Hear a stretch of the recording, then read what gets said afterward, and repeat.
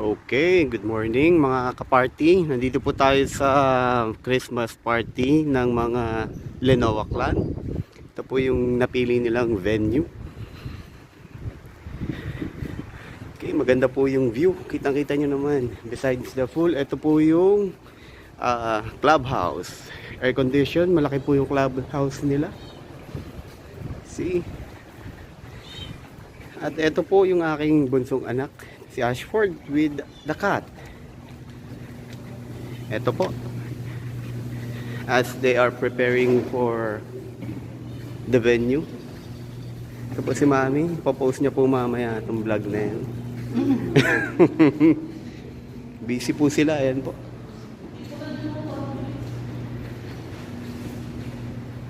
And the gift, syempre.